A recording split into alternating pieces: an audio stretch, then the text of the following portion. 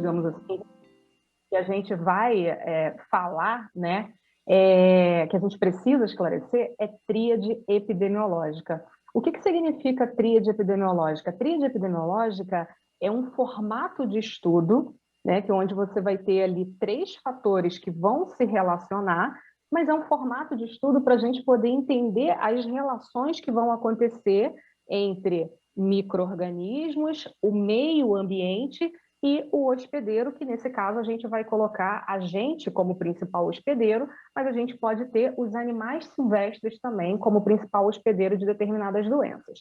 Então, quando a gente está falando sobre tríade epidemiológica, a gente está falando nessa proposta, né, nessa ferramenta de estudo, para a gente poder entender como é que uma doença, como é que um agente parasitário se mantém num determinado ambiente, ou como é que ele simplesmente pode ser eliminado daquele ambiente, ou pelo menos como que a gente pode controlar para que a gente não tenha problemas nem além, né, para os animais silvestres e nem para o homem. Então, quando a gente fala sobre hospedeiro, quando a gente fala dos 3 fatores relacionados a essa tríade, quando a gente fala de hospedeiro, a gente está falando basicamente no ser vivo que vai carregar o agente etiológico, ou seja, vai carregar o micro-organismo que vai causar uma doença, né? Quando a gente está falando em hospedeiro, então, a gente pode estar falando num animal silvestre, a gente pode estar falando na gente, a gente pode estar falando em animais de maneira generalizada. E quem são os agentes, né? Os agentes são os agentes etiológicos. A gente pode estar falando de vírus, de bactéria, de protozoário, existe uma gama muito grande aí desses agentes. E agente etiológico, então, vai ser quem vai causar a doença, quem vai entrar, esse micro-organismo que vai entrar no hospedeiro e causar essa doença.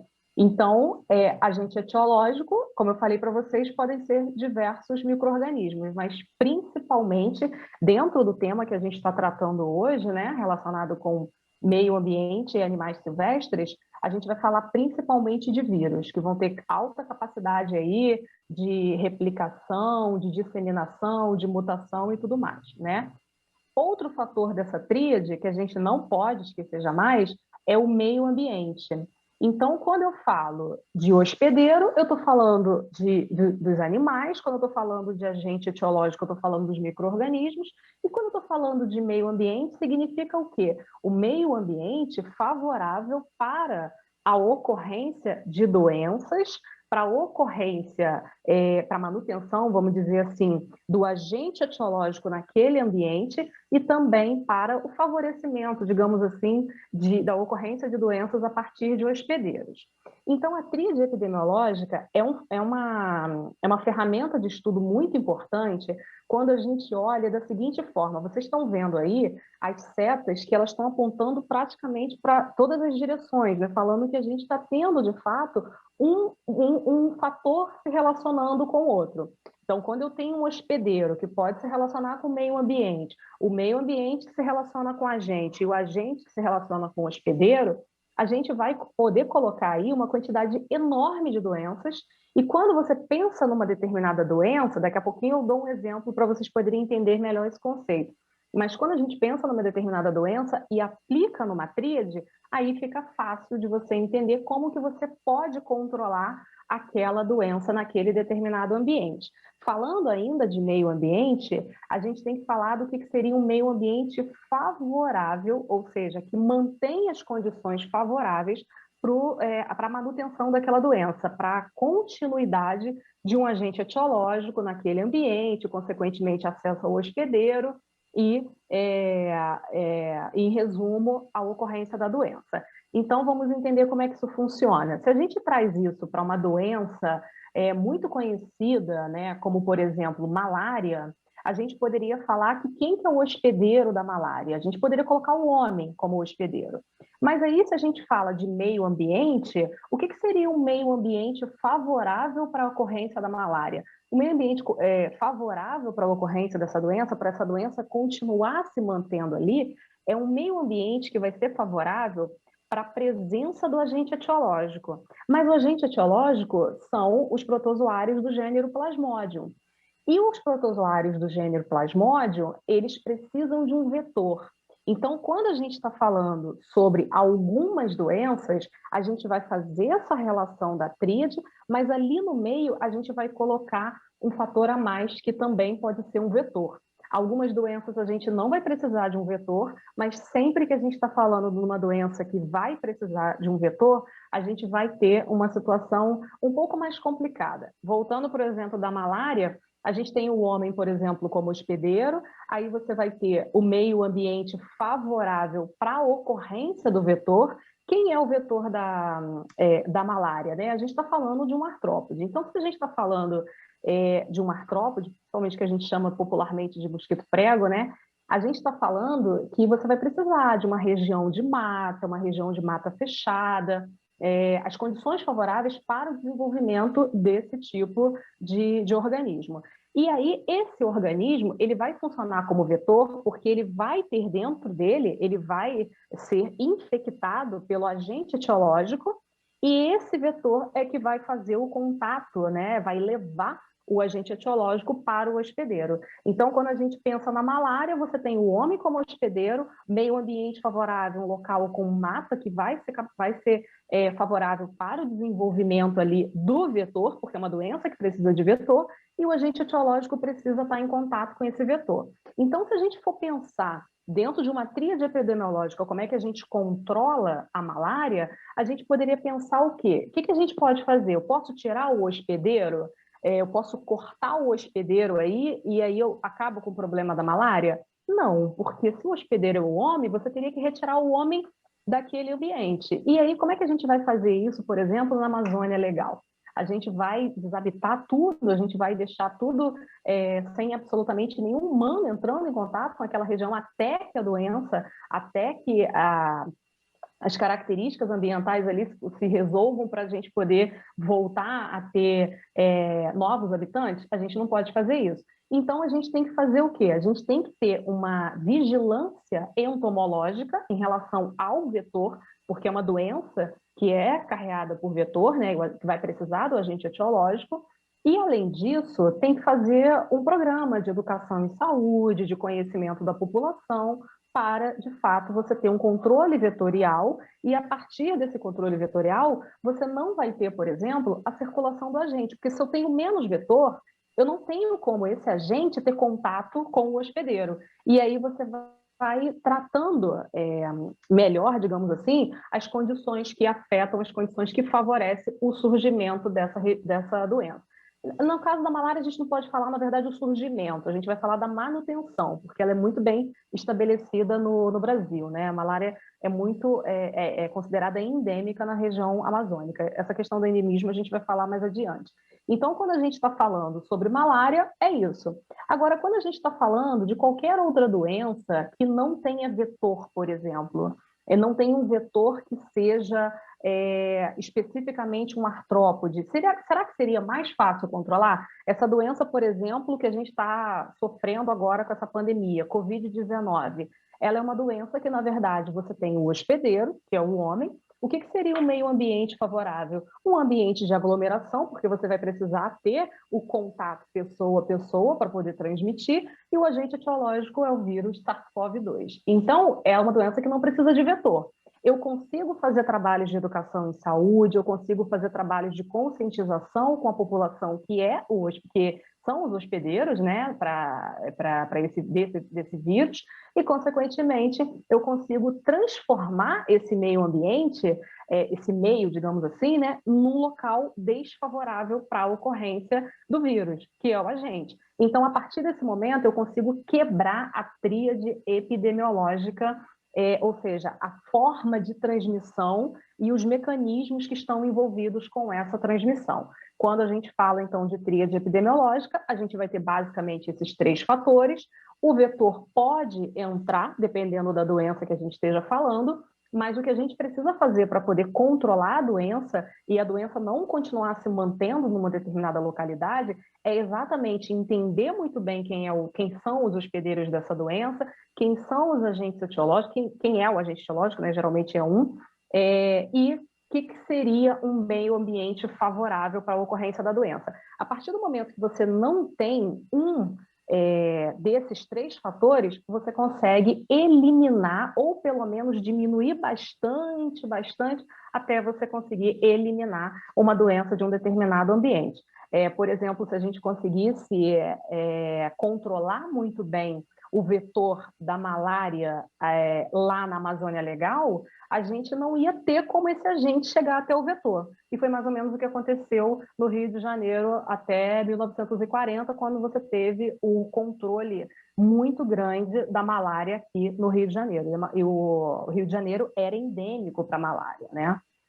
Bom, aí seguindo, a gente tem um outro fator também que a gente não pode deixar de falar. Quando a gente fala, então, em hospedeiro, a gente está falando que vai ser aquele ser vivo que vai sofrer com a doença, que vai ter a ocorrência nele, né? Que vai ter os sintomas e tudo mais, onde a doença vai se desenvolver. Quando a gente fala em animais reservatório, o que eu quero dizer com animais reservatório? São animais que vão carrear, que vão viver com micro-organismos dentro dele.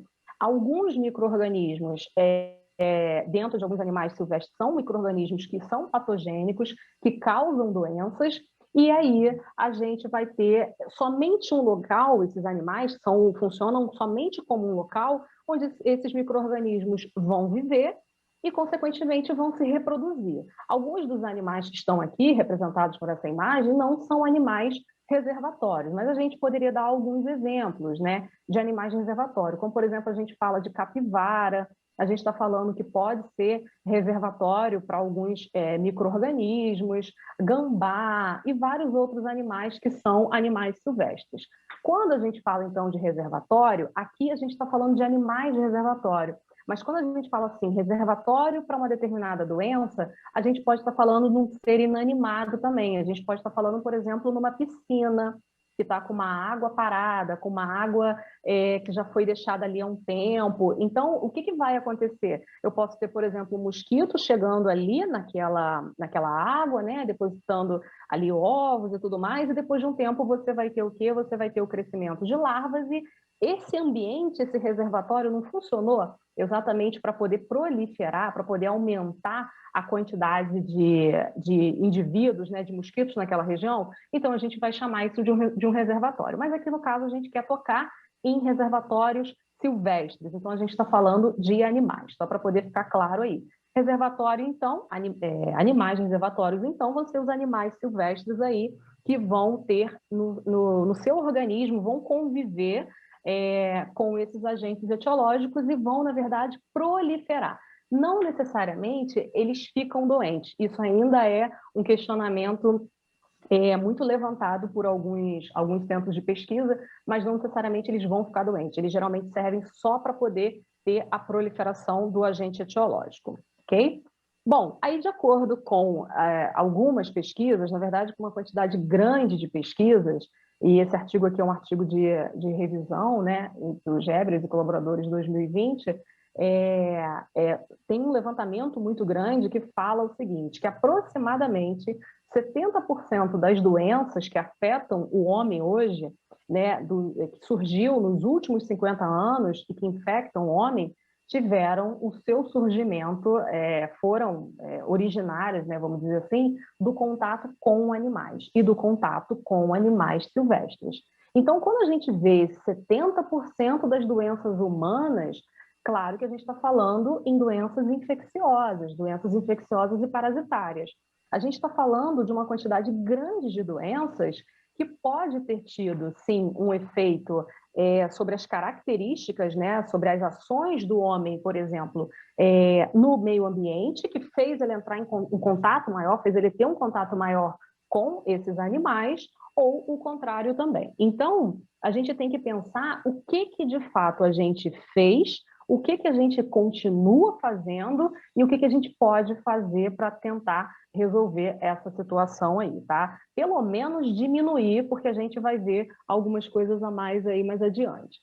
Então, a gente se pergunta qual o papel do ser humano no surgimento dessas doenças? Até que ponto que a gente está contribuindo para que novas doenças aconteçam?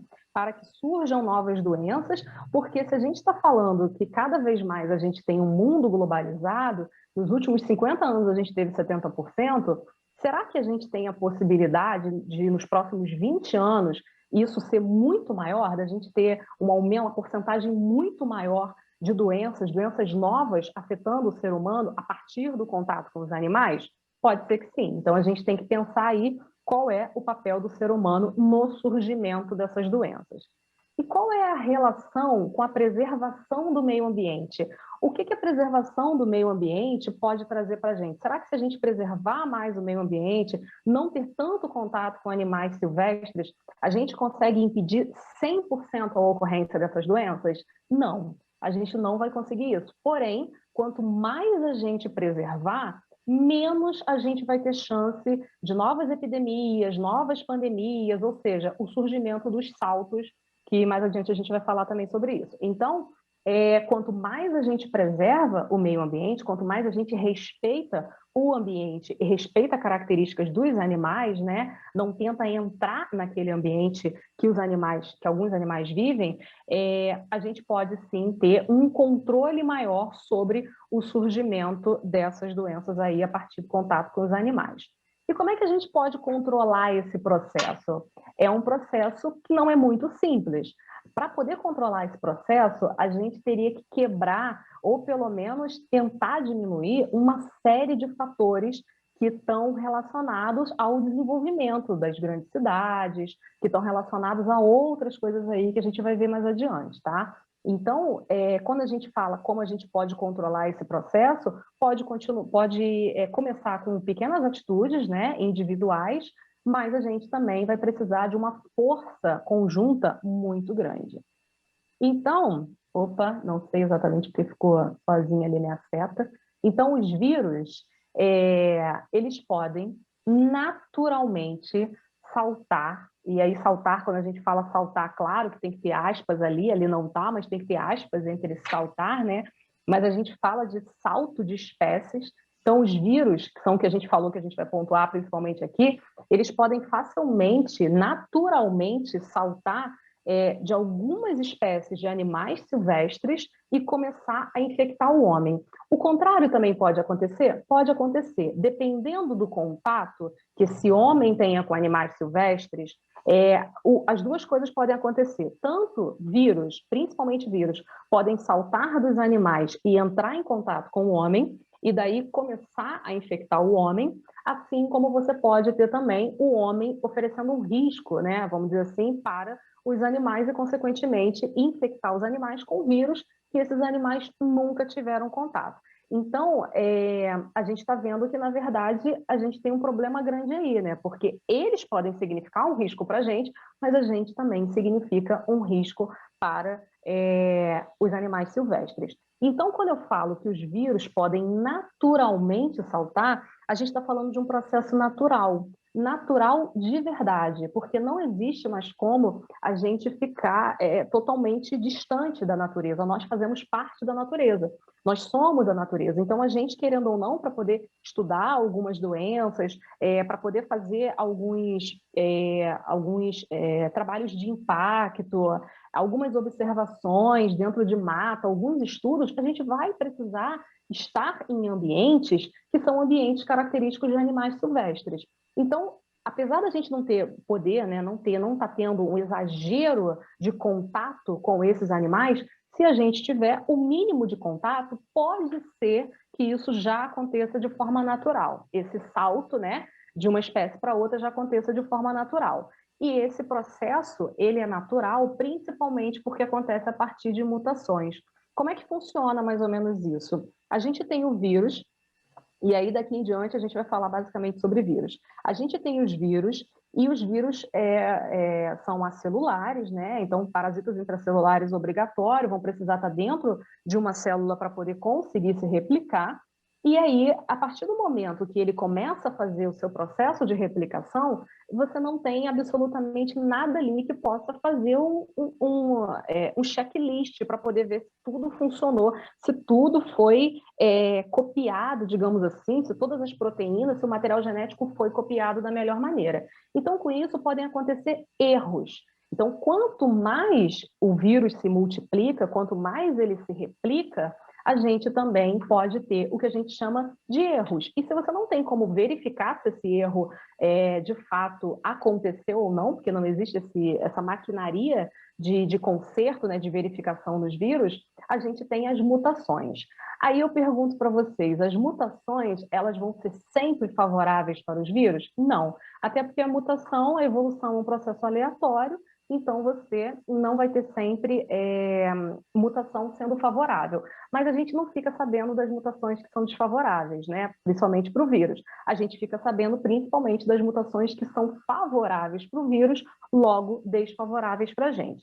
Então, novamente, esse salto, esse contato que pode acontecer do homem com animais silvestres, pode acontecer de forma natural a infecção, por causa simplesmente do processo de mutação que os vírus sofrem. Então, eles têm material genético muito menor, replicam muito rápido, principalmente os vírus de RNA, e, consequentemente, a gente pode ter uma maior chance aí na ocorrência de mutações, beleza? Aí a gente volta para as perguntas que a gente fez. Então, qual é o papel do ser humano no surgimento dessas doenças? Como é que a gente pode fazer? Quais são os pontos negativos? Como é que a gente pode fazer para poder bloquear isso? Aonde que a gente está errando? O que a gente errou até agora para ter esse resultado que nos últimos 50 anos, 70% das doenças são doenças infecciosas e parasitárias que vieram aí, né, que tiveram o surgimento a partir do contato com animais silvestres. A gente tem algumas características aqui importantes, né?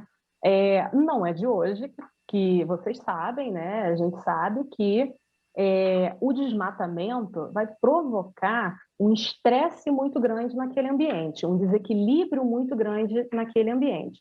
Claro que o desmatamento não é o único fator, né? Mas a gente tem alguns fatores e um deles, por exemplo, é o desmatamento. Então, causando um estresse muito grande ali naquele ambiente, você pode proporcionar, por exemplo, a migração de alguns animais, ou de animais que realmente não consigam sobreviver naquele ambiente porque faltou predador, perdão, porque faltou presa, porque está faltando alimento para ele, porque ele não tem parceiro para cópula e tudo mais. Então, você mexendo em alguns fatores que vão ser proporcionados aí por causa do desmatamento, você pode forçar um animal a migrar. Esse processo de migração do animal, como eu falei, não é necessariamente só provocado pelo desmatamento, mas quando você tem um desmatamento realmente muito vasto, digamos assim, esse animal, por exemplo, vai precisar andar quilômetros para ele poder conseguir achar o alimento dele, ele vai precisar andar quilômetros para ele poder ficar mais abrigado, então ele vai ficar mais suscetível, por exemplo, a predadores e outras coisas envolvidas nesse processo também. Ou seja, esse meio ambiente vai ficar desfavorável, se torna desfavorável para a presença daquele animal. Logo, ele vai tentar migrar, ele vai tentar buscar regiões que vão ser regiões mais confortáveis para ele, onde a gente tenha as condições favoráveis para o seu desenvolvimento, para ele poder conseguir viver da melhor maneira possível. Por que a gente desmata tanto? N motivos, né? Temos N motivos aí. Mas vamos colocar alguns motivos, né? A gente tem alguns empreendimentos imobiliários, a gente tem extração ilegal de madeira, a gente tem uma série de outras coisas, né, que a gente precisa pontuar aí para poder lembrar o que pode acontecer. Só que, geralmente, quando você tem um desmatamento, você tem todo esse processo ruim relacionado à fauna, relacionado à flora e relacionado a outras características ambientais ali também. Um ponto que a gente está pegando é a migração desses animais, né? Que nada mais é do que o êxodo, né, desses animais. Os animais vão buscar um novo espaço, então eles estão forçados a sair do ambiente deles. Outra situação muito clássica, e aí a gente vai ter outros fatores relacionados também, é a caça. E quando a gente fala na caça, a gente está falando principalmente na caça, claro que a gente está falando de caças de animais silvestres como um todo, mas a gente vai ter caças de alguns animais que podem significar um impacto muito maior. Por que um impacto muito maior? Porque esse animal pode ser o que a gente começou a falar lá no início, reservatório. Então, imaginem vocês que se eu tenho um animal que é reservatório, como por exemplo o tatu é um animal reservatório, ele pode ser reservatório, por exemplo, para o Trypanosoma cruzi, que é o protozoário causador da doença de Chagas, e aí se ele tem ali um ambiente favorável para ele, não tem desmatamento, não tem absolutamente nada, mas esse animal sofre com a caça, o que pode acontecer de fato? Claro que você vai ter uma queda muito grande no número desse animal, consequentemente, a queda no número desse animal pode provocar, digamos assim, pode ter interferência na sobrevida de outros animais, né? Ele pode ser presa para outros animais. Então, aquele ambiente também vai ficar desfavorável para outros animais. Além disso, quando a gente tem a caça, a gente já tem automaticamente um tempo maior dentro do ambiente que esses animais vivem, porque a gente não consegue entrar ali, né? Porque o caçador não vai entrar ali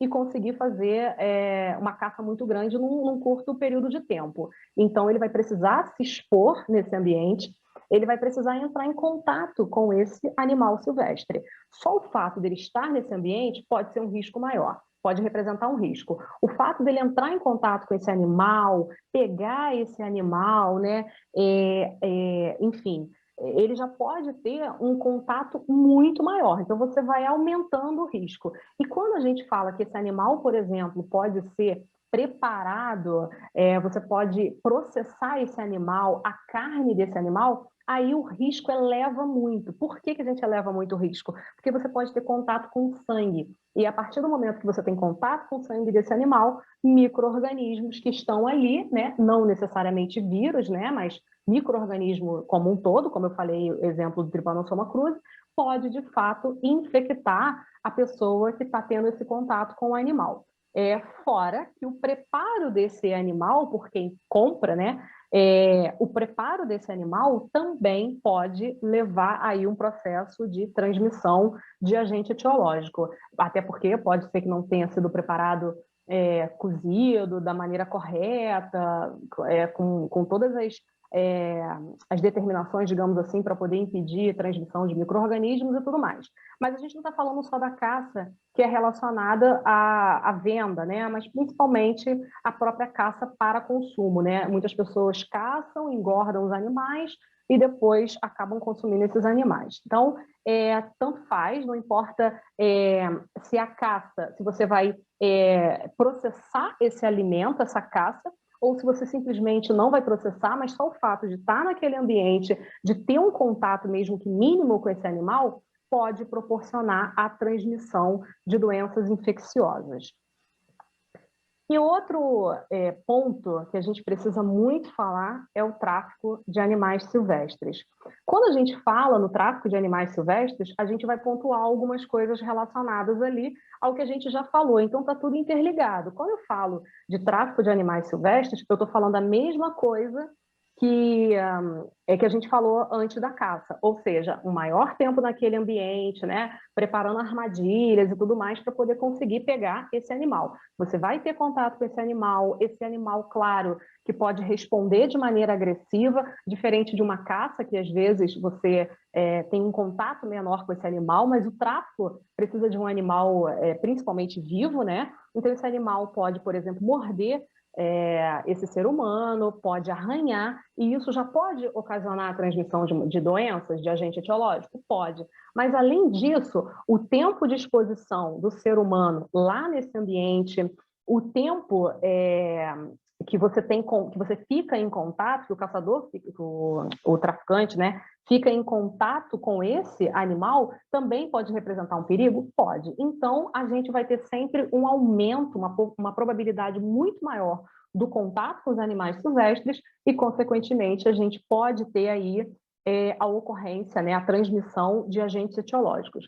Outra coisa muito importante é, se você pratica o tráfico, se você tem traficantes de animais e você tem ali um desequilíbrio, você está retirando uma certa quantidade de animais daquele ambiente, esse meio ambiente vai ficar desfavorável para alguém, principalmente para outros animais. Então, você também pode forçar a migração de alguns animais para outras regiões, porque, por exemplo, a caça dele, né, a presa dele pode estar sendo traficado. Então, aí a gente vai ter um outro problema que, na verdade, vai se relacionar. Então, desmatamento, caça e tráfico de animais silvestres são 3 pontos que a gente não pode esquecer, né? Claro que dentro disso a gente pode desmembrar muito mais, falar de muito mais coisas, mas a gente não pode esquecer como 3 fatores extremamente importantes para o surgimento de novas epidemias, pandemias e tudo mais. E aí a gente volta para as outras 2 perguntas que a gente fez. Qual é a relação com a preservação do meio ambiente e como que a gente pode controlar esse processo? Na verdade, as 2 perguntas já foram respondidas nessas pontuações de desmatamento, caça e principalmente tráfico de animais silvestres, né? Como é que a gente pode controlar esse processo? Vai ser algo que a gente vai falar um pouquinho ainda, né? Mas a gente tem alguns impactos muito, muito sérios que a gente precisa, de fato, lembrar. Então, a gente tem aí, segundo o INPE, em 2018, a gente teve um ano já, assim, assustador em relação ao aumento do desmatamento na Amazônia.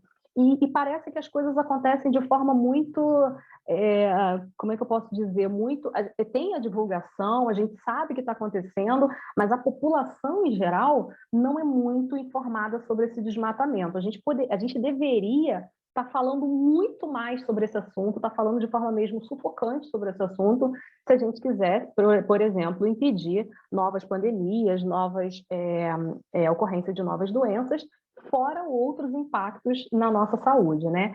Então, em 2018 já teve essa característica. 2019 houve um aumento de cerca de 30% em relação ao ano de 2018. Então, se 2018 já era preocupante, 2019 chegou preocupando demais porque teve um aumento de 30%. E aí a gente se pergunta, o que está acontecendo? Aonde que a gente está errando, né? A gente, na verdade, sabe. Nos primeiros 4 meses de 2020, a gente observou que o desmatamento superou em pelo menos 60%, né? Até o momento ali a gente sabia que era em quase 60%. Hoje a gente já sabe que é pelo menos 60% o ano de 2019. Então, gente, o processo de desmatamento ele está acelerado demais. Se de 2018 era preocupante, 2019 a preocupação aumentou em 30%. E aí você tem em 2020, nos 4 primeiros meses de 2020, você tem uma preocupação aí muito maior, né? Uma superação de pelo menos 60% em relação a 2019. Então, a gente precisa falar de desmatamento por N motivos e pontuar aí as diversas características. E aí, a gente se pergunta, né, o que pode acontecer, né, com esse aumento aí do desmatamento? O que pode, de fato, acontecer em relação a esse processo que a gente está pontuando hoje? A gente tem muita coisa, né? O que pode acontecer? Muita coisa pode acontecer. Mas em relação à nossa temática aqui hoje, a gente pode, por exemplo, ter esse aumento forçando aquilo que a gente estava falando, a migração das populações de animais silvestres. Então, aí a gente tem só alguns exemplos de animais migrando para algumas regiões, não necessariamente cidades, mas para regiões, pode ser cidade sim, mas regiões onde eles consigam ter uma condição de vida melhor, onde eles consigam ter fatores melhores ali para eles conseguirem sobreviver. Então, um dos fatores aí pode ser você forçar o animal a migrar, o que a gente chama então desse êxodo, né, dos animais silvestres. A partir do momento que esse animal migra, você pode ter o quê? Um maior contato com o ser humano. E se você tiver um maior contato com o ser humano, pode acontecer a mesma coisa que a gente estava falando do ser humano entrando na mata, do ser humano entrando em contato com esses agentes, né?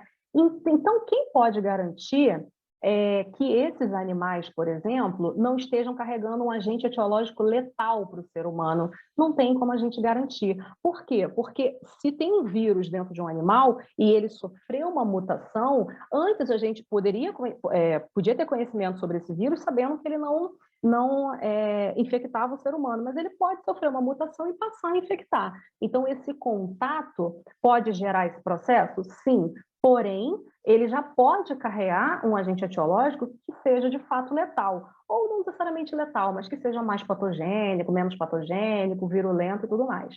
Outra coisa muito importante é que a gente precisa pensar o seguinte: a gente também oferece risco para os animais, para esses demais animais. Então, se o animal está no nosso ambiente ou se a gente está no ambiente do animal, as duas populações, vamos dizer assim, né, os dois grupos estão em risco, tanto os animais silvestres quanto os seres humanos, beleza?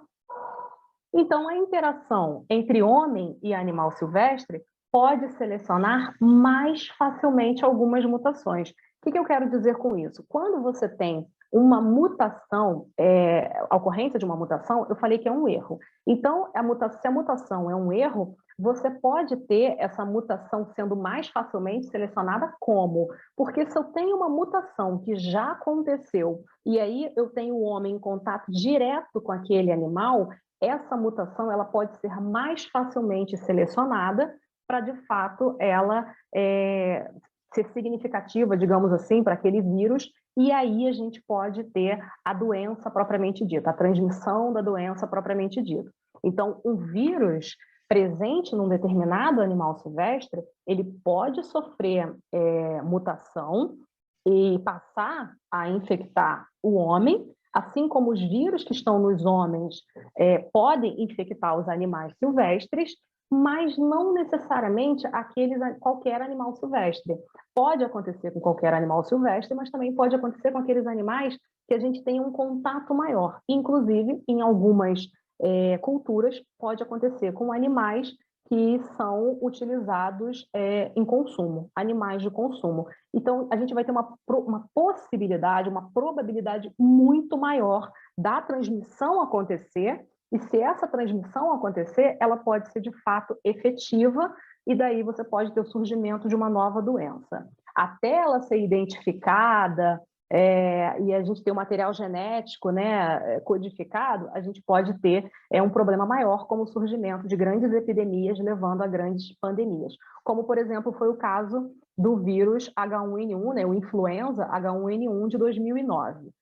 A pandemia de 2009, provocada pelo H1N1, aconteceu da seguinte forma: o vírus H1N1 ele estava presente no morcego, esse morcego entrando em contato com suínos, com fezes, né, e tudo mais ali, o suíno adquiriu esse vírus teve uma mutação, né, primeiro para poder infectar o suíno, depois o suíno passou a infectar todos os outros suínos, e os suínos passaram a infectar os humanos. Então, você tem um vírus H1N1 no morcego, que passou para o suíno, que sofreu uma mutação para poder infectar o ser humano. É a mesma coisa que acontece agora com a gripe aviária. Só que o H1N1, ele mutou de novo dentro do corpo do homem e foi capaz de infectar homem a homem. Então, num primeiro momento, o H1N1 só infectava suínos, e as pessoas que entravam em contato com o suíno, esse vírus precisava passar por uma outra mutação para ele poder conseguir infectar do homem para outros homens. Então, quem trabalhava com os suínos podia ficar infectado, mas não ia levar essa infecção para casa. Porém, o vírus mutou de novo, porque ele muta facilmente, todos eles, né? E aí a gente teve homem a homem, transmissão homem a homem, e a gente teve o que a gente chama de pandemia da gripe suína, ou gripe A, ou a pandemia de 2019 provocada pelo H1N1, ok? E aí, o que seria exatamente, né, o que a gente fala de endemia, epidemia, pandemia, ou seja, essa grande dispersão, né, desses vírus, dessa transmissão? pode significar que uma doença esteja numa determinada localidade, ela seja até um pouco grande, uma certa quantidade de casos, mas ela é muito bem controlada, a gente vive muito bem, ou seja, a gente pode chamar isso de uma doença endêmica, assim como eu falei lá no início que a malária é endêmica da Amazônia Legal. A gente pode ter uma epidemia, pode ser a partir do momento que a endemia sai de controle, ou simplesmente você pode ter uma mutação acontecendo, uma transmissão, e aí você tem um número X de casos. Quando essa transmissão ela sai um pouco do controle, a gente já tem uma epidemia.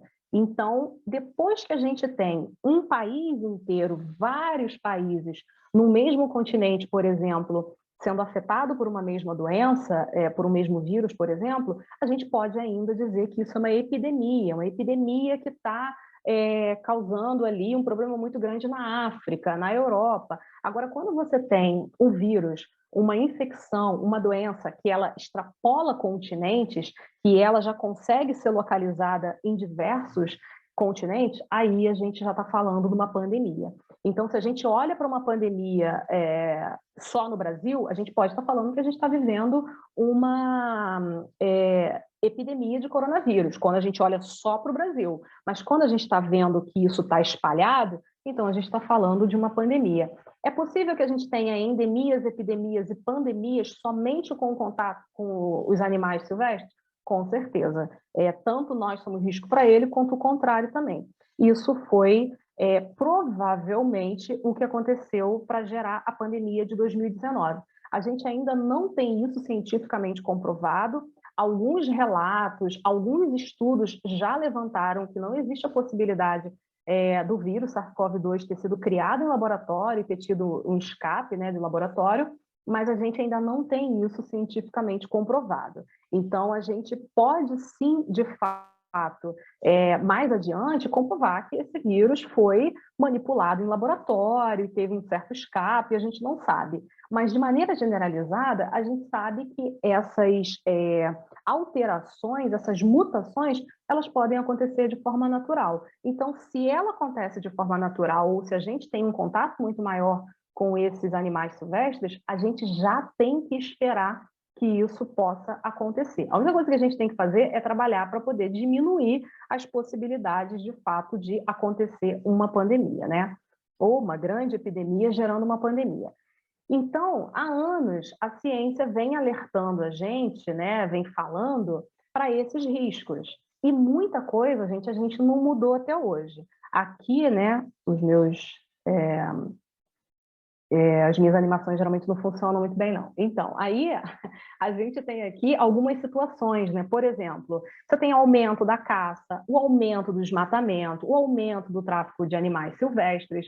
E onde que a gente está pecando? A gente tem excelentes projetos de fiscalização, mas a gente não fiscaliza da maneira que deveria fiscalizar, e a gente também não penaliza da maneira, não multa da maneira que deveria multar, por exemplo. Penalizar mesmo, né? Porque às vezes uma multa relativamente pequena não faz muito efeito. Então, a gente precisa muito transformar isso ao nosso favor, ou seja, diminuir a caça, diminuir o desmatamento, diminuir o tráfico de animais silvestres, aumentar a fiscalização, aumentar a penalização diante dessas situações aí, né? Porque se a gente não faz isso, se a gente não fizer isso, a gente provavelmente ainda vai ver muita coisa, a gente ainda pode ter muito contato, né, com os animais silvestres e, consequentemente, a gente pode ter aí uma maior ocorrência de doenças. Qual seria o cenário extremamente favorável para a gente, né? Seria um menor contato com animais silvestres, ou seja, onde o ser humano respeitasse aquele ambiente, tentasse fazer menos empreendimentos imobiliários, por exemplo, para poder tentar não desmatar tanto, mas ter um certo limite ali, né? Ou pelo menos cuidar melhor dessa população aí. Então, seria um cenário ideal, seria, né, esperançoso, por isso que está em verde claro aí, diminuir o contato com animais silvestres, né, e, consequentemente, a gente conseguiria diminuir, a gente não vai resolver o problema, jamais, porque a gente falou que o processo de mutação, de salto de espécies, é uma característica natural do contato dos vírus com outros organismos, mas a gente poderia, de fato, sim, diminuir aí a ocorrência de epidemias e pandemias. Além disso, a gente tem outras coisas, né? A gente está pontuando algumas coisas relacionadas às questões ambientais, mas a gente poderia também trabalhar cada vez mais, né, características relacionadas a essas doenças, saber cada vez mais para poder priorizar aí estudos, pesquisas, onde a gente consiga, por exemplo, impedir, digamos assim, o surgimento mais fácil de novas epidemias, porque novas epidemias, novas pandemias, novas mutações vão acontecer? Vão acontecer, mas depende da nossa atitude, depende do que exatamente que a gente vai fazer, ok? Então é isso, eu acho que passei para vocês aí, né, um pouco da proposta, né, da gente falar quais são os pontos aí negativos, né, que a gente pode impactar o meio ambiente e como que esse contato com os animais silvestres pode trazer para a gente, pontos negativos também, né, pode trazer para a gente a ocorrência da doença. Se a gente entende muito bem como é que funciona uma tríade, se a gente entende muito bem como é que funciona ali os efeitos, os desmembramentos, né, os desdobramentos, a gente com certeza pode fazer isso funcionar da melhor maneira possível e evitar a ocorrência de tantas epidemias e pandemias e tudo mais. Nós já somos muito globalizados, a gente já usa muito avião, a gente já tem muito contato, é muito difícil fazer controle de fronteiras, por exemplo, porque se você controla a fronteira por um lado, geralmente as pessoas tentam achar outro recurso para poder chegar até os países, então é muito difícil fazer esse tipo de controle num mundo tão globalizado, então a gente precisa pensar de outra forma. E o pensamento relacionado às características ambientais é o que clama a natureza nesse momento. Então é isso, gente. Muito obrigada. Eu acho que eu consegui cumprir aí o tempo, né? Sim, Janaína. Muito Mais bom. do que... Nossa, maravilhoso. A gente vai agora algumas partes das perguntas. Inclusive, a Joyce colocou aqui. Animais de zoológico também são suscetíveis à transmissão de doença para nós? Animais de zoológico, sim. Eu posso parar de compartilhar? Pode sim. Agora a gente só vai ficar com as perguntas mesmo. Ótimo, ótimo. Animais de zoológico, sim. Só que, geralmente, quando esses animais chegam até o zoológico, são feitos ali uma bateria de exames, né, de levantamentos, de estudos, para poder verificar o que esse animal já carrega com ele. Então, a gente poderia dizer que isso seria um pouco mais seguro, né? Mas ainda a gente não pode dizer, claro, que a gente teria aí 100% de segurança nesse contato. Não, claro que não. Até porque depende muito de como são feitos esses rastreios. Agora, a partir do momento que o animal chega no zoológico, ele precisa passar por uma bateria grande de exames. E aí precisaria, sim, ser feita uma pesquisa de amplo aspecto aí para poder ver o que ele tem, né, o que ele carrega para poder a gente se precaver, vamos dizer assim, para a gente poder diminuir o risco do surgimento de novas doenças, tá? Mas seria um pouco mais tranquilo nesse sentido aí. Show. Respondido, Joyce. A Adriana só comentou se você pudesse passar o nome do artigo que você citou na apresentação, acredito que no início, porque ela é educadora ambiental da Secretaria Municipal do Meio Ambiente da cidade dela. Ah, legal. Eu passo sim, eu passo sim. Eu não tenho ele aqui agora, mas eu posso deixar o contato aqui no chat e aí eu mando, pode ser? Tá. Ou Ótimo, Janaína. Você pode mandar um e-mail para ela pedindo de novo, e aí... Vou colocar aqui. A Adriana que mandou, né? A Adriana. A Joyce está perguntando... Oi? A Joyce está fazendo outra pergunta. Se ele estiver carregando uma doença, qual o procedimento a ser feito? Se o animal de laboratório, se o animal de zoológico? Acredito que sim. Então, se o animal do zoológico estiver carregando uma doença, na verdade, o que você tem que fazer? Tem que fazer uma pesquisa de amplo aspecto. Então, a gente teria que fazer a identificação desses micro-organismos a partir de sequenciamento genético. Só a partir do sequenciamento genético a gente vai identificar se é um vírus novo, se é um vírus que já circula, qual exatamente é o vírus, ou pode ser um outro micro-organismo também, né? Estou colocando aqui só pontuando como vírus.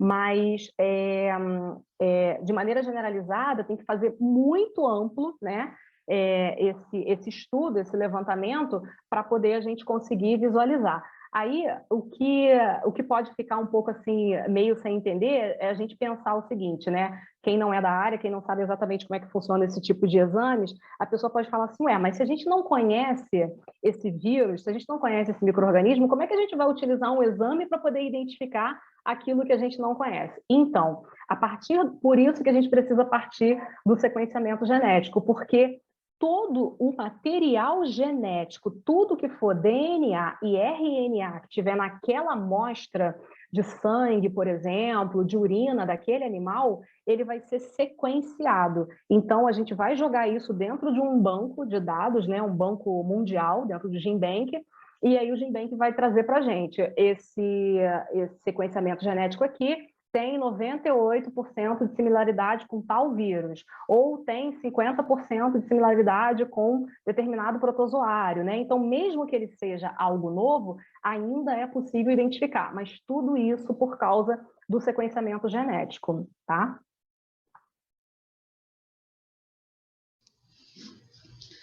Tá ótimo, obrigada de novo por responder. Mais alguém tem alguma pergunta? Esse é o momento, gente.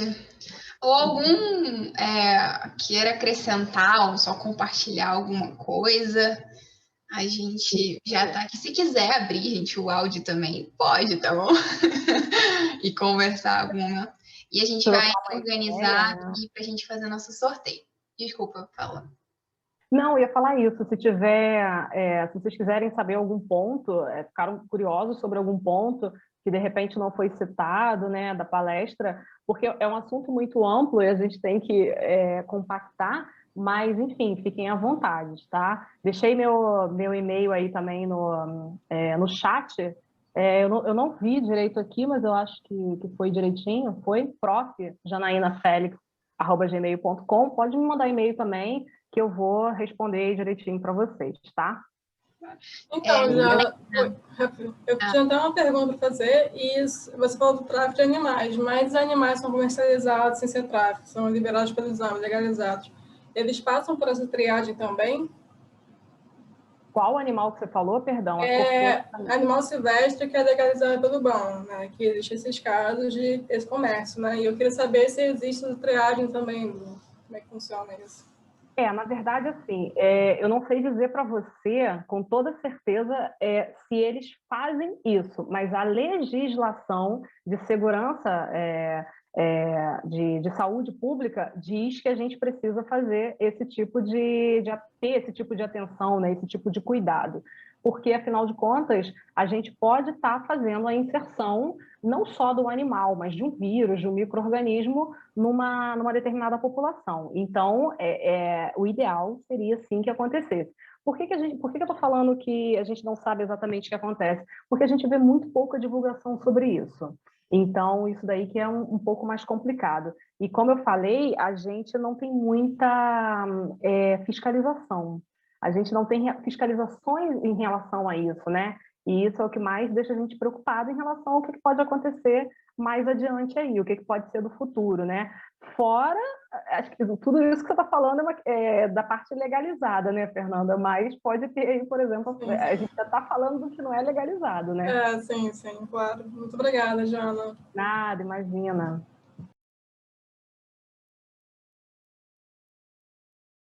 Acho que tem mais uma pergunta aí, não tem? Tem.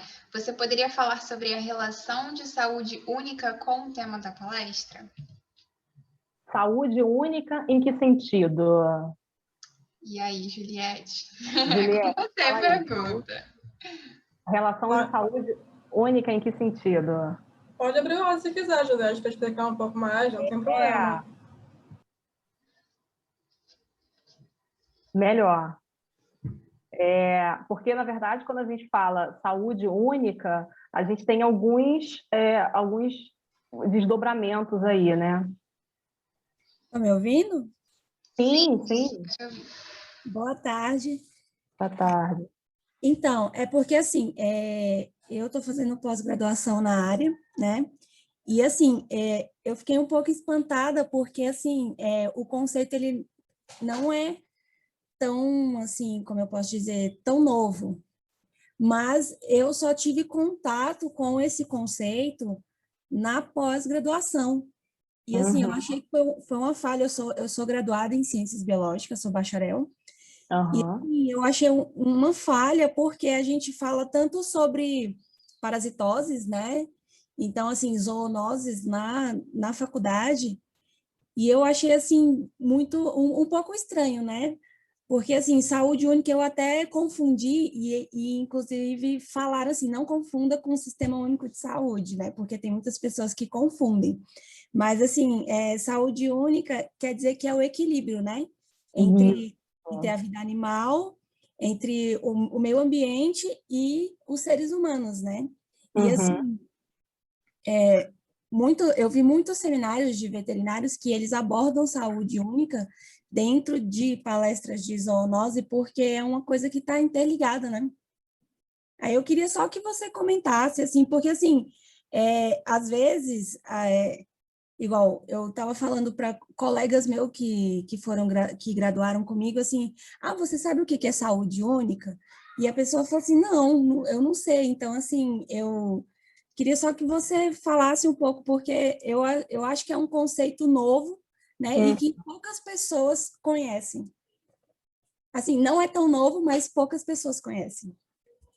Não é um conceito muito divulgado, né? Quando a gente fala em saúde única, eu achei que você quisesse falar de um ponto específico dentro de saúde única, como algum processo de mutação, alguma coisa assim. Por isso que eu pedi para você poder falar alguma coisa a mais. Não, tudo bem. Quando a gente fala de saúde única, a gente basicamente está falando nesse equilíbrio, né? Nesse processo natural que vai acontecer. Então, quando a gente está falando na tríade epidemiológica lá, por exemplo, que a gente falou logo no início, a gente está falando de um processo extremamente importante para a saúde única, que a gente está falando nesse equilíbrio. Agora, quando a gente está falando em doenças que podem acontecer e, consequentemente, afetar a vida do ser humano ou a vida daquele animal silvestre, aí a gente tem que pontuar algumas coisas. O natural vai acontecer, e esse natural que a gente pontuou aqui na palestra que vai acontecer, está dentro do conceito de saúde única.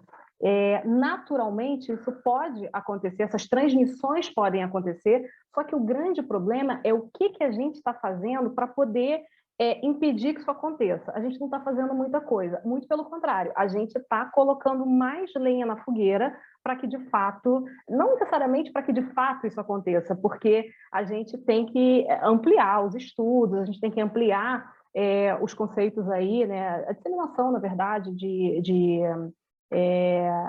educação em saúde e tudo mais, para a gente poder, não só educação em saúde, mas educação ambiental, para a gente poder prevenir a ocorrência de alguns danos ao meio ambiente e à saúde humana e animal. Então, quando a gente fala de saúde única relacionada à palestra de hoje, a gente está falando o seguinte, naturalmente, isso vai acontecer. Agora, o grande problema é como que o homem interfere nisso. Então, vamos lá, vamos dar um exemplo clássico. Os animais estão lá dentro alguns animais estão dentro de uma floresta. Eu vou dar um exemplo bem claro, que eu falo bastante. Aqui tem alguns alunos meus aqui que vão se identificar com isso. Eu falo bastante que é dentro da dinâmica de transmissão de doença de Chagas. Então, quando a gente fala da dinâmica de transmissão da doença de Chagas, a gente fala basicamente o seguinte, a gente tem o que a gente chama de ambiente ali silvestre, né? Ciclo silvestre. O que seria um ciclo silvestre? Você vai ter o vetor o vetor vai fazer a hematofagia, ele vai se alimentar de sangue de algum animal, por exemplo, infectado com Trypanosoma cruzi, vai adquirir o Trypanosoma cruzi, e aí depois, quando ele fizer hematofagia, quando ele for se alimentar de outro animal, também vertebrado, que está ali dentro daquela mata, ele vai passar esse agente etiológico para esse animal. Esse animal pode ficar infectado ou não, depende do vertebrado que a gente esteja falando, pode se tornar um reservatório ou não, dependendo do vertebrado que a gente esteja falando, mas de maneira generalizada, você tem uma tríade epidemiológica acontecendo ali, dentro daquele ambiente. Você tem uma tríade epidemiológica acontecendo dentro da floresta. O homem não tem nada a ver com isso. Aí, de repente, o homem começa a entrar muito nessa mata, começa a entrar demais, demais, demais. O que pode acontecer? Não é o caso de mutação, mas em relação, como a gente fala nos vírus, mas o contato desse homem com esse ambiente, o homem entrando cada vez nesse ambiente, por exemplo, para caçar, por exemplo, para poder pegar animal, para traficar e outras coisas mais, pode fazer com que ele seja o vertebrado, que o barbeiro vai fazer hematofagia, e aí pode ser que ele adquira a doença, quando, na verdade, a doença estava circulando naquele ambiente ali sem a presença dele. Então, isso daí é muito importante, a gente precisa pontuar muito, porque ela naturalmente aconteceria ali. A tríade epidemiológica estava se mantendo ali, e o homem não estava presente. A partir do momento que o homem entrou, o que aconteceu? Ele entrou na tríade, ele entrou como um hospedeiro também, porque ele é um vertebrado e o barbeiro vai fazer a hematofagia no vertebrado, né? Então, esse conceito que você pontuou agora de saúde única é essa questão desse equilíbrio. Então, a princípio, na doença de Chagas, quando você fala de ciclo silvestre, está tudo muito bem equilibrado ali. Agora, quando você fala, por exemplo, que o homem está desmatando uma determinada região, faltou vertebrado, porque esse vertebrado migrou para outra região porque faltou alimento para ele. Se faltou vertebrado, esse barbeiro também vai precisar migrar. O que esse barbeiro pode fazer? Ele pode vir mais para perto do ser humano. E se ele vem mais para perto do ser humano, isso quer dizer o quê? A gente invadiu o meio ambiente dele, alterou, e aí você já não tem, você tem um conceito de saúde única quebrada, você tem um conceito de tríade epidemiológica também quebrada. Então, quando a gente está falando de saúde única, a gente está falando de um processo natural. E aquilo que a gente pontuou hoje, a gente está falando que essas mutações, que esse contato, como a gente tem realmente algumas relações, a gente entra em mata, a gente precisa entrar em mata para fazer trabalhos, a gente precisa ter um contato muito grande com a natureza, é inevitável que isso aconteça. Então, naturalmente, vai acontecer, mas o grande problema é o que a gente está fazendo para poder acelerar esse processo. E talvez a gente só tenha se dado conta agora. Na verdade, a gente sabia, né? Como pesquisador e tudo mais, a gente sabia. Mas a gente, pesquisador não, estou falando como os pesquisadores alertaram. A ciência já alertou, a gente já sabia. Porém, com a chegada dessa pandemia provocada pelo SARS-CoV-2, talvez a gente tenha amadurecido um pouco mais isso. O que vai mudar daí para frente? Aí a gente vai precisar ver o que vai acontecer, né? O que o tempo vai dizer para a gente. Beleza? Janaína, quero agradecer em nome da SEA, em nome da Universidade Veiga de Almeida. Muito obrigada por ter disponibilizado seu tempo, seu conhecimento para a gente hoje. Muito obrigada a todos que estiveram aqui.